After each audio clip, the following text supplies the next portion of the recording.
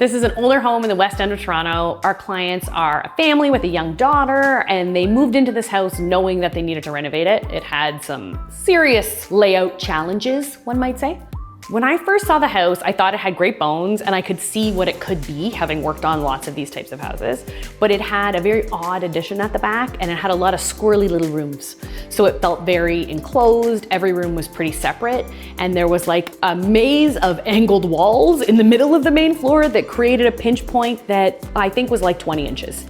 If you were in the dining room, you couldn't see anyone in any of the other rooms. Everything was very separate.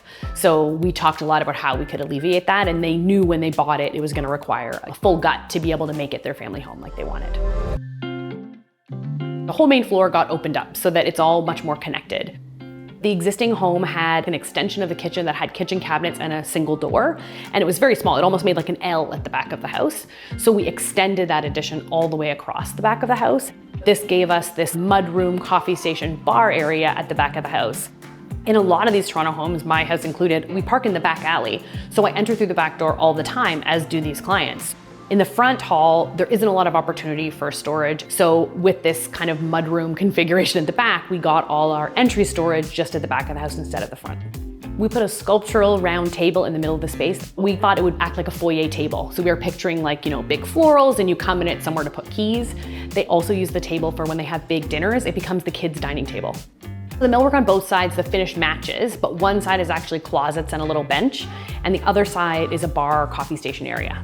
But both of them also help with the back doors and the big deck off the back. So when you're entertaining, you've got a great spot to lay out the buffet and food and drinks because it's really connected to the backyard. The kitchen. So the original kitchen was very closed in. It had walls everywhere and was quite tiny and not very functional at all. So to increase the size of the kitchen, we actually rotated the stairs to the basement. The stairs used to be in the kitchen and they went straight underneath the stairs to upstairs, but we added a landing and turned it 90 degrees so that we got this extended run for our main kitchen wall. So we gained, I think, 4 or 5 feet there just by making that change. And then that enabled us to have this big, long kitchen with our full working triangle on the back and then our big island in the middle. The island is Studio Green by Farrow & Ball, and it's like a beautiful deep green. We wanted to bring in some color, but we also wanted it to feel neutral, and I feel like green's a great way to do that. And we like the idea that it had this depth, but that when you look really carefully, it is green.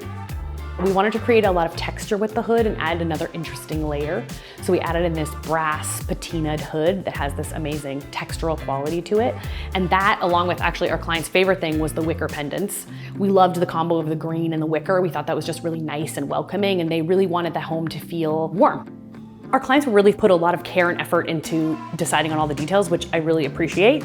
Their idea was to have the pantry have one side as a pocket door, and that pocket door, having it open while you're cooking, enables you easy access to all your food.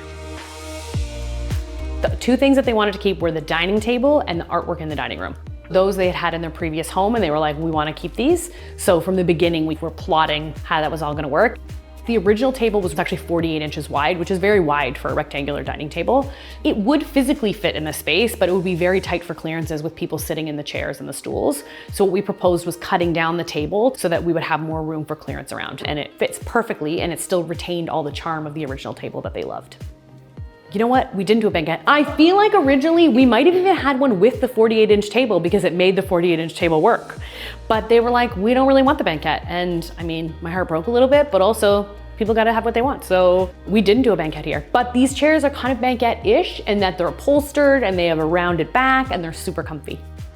We actually made the living room a little bit wider because when we reconfigured the main floor, we were able to shift the wall between the living room and the hall and gain almost a foot of space in the living room, which helped a lot. The existing living room also had this cove detail on the ceiling, which we did keep. You can see it most at the top of the fireplace, so we wanted to keep that little detail, but still clean everything up and make it fresher and more contemporary. It was also very dark, so we enlarged the window in the front in the living room to also make that feel more open and light and bright. The powder room is existing, so we kept the configuration. It's tiny, but it totally works. And it also ticks all my boxes.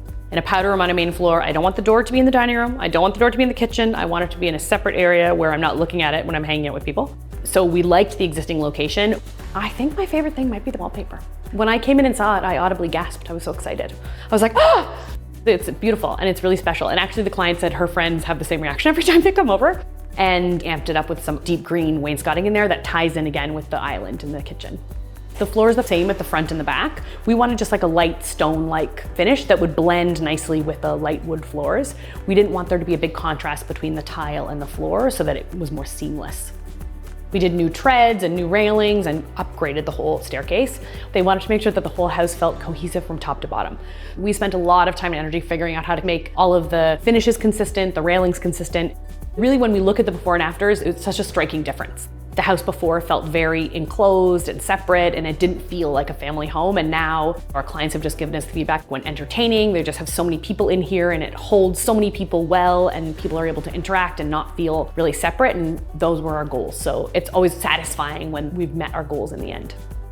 Hi, I'm Olivia Botrie. Thanks for watching my video. Be sure to check out my other videos on House and Home. Like and subscribe.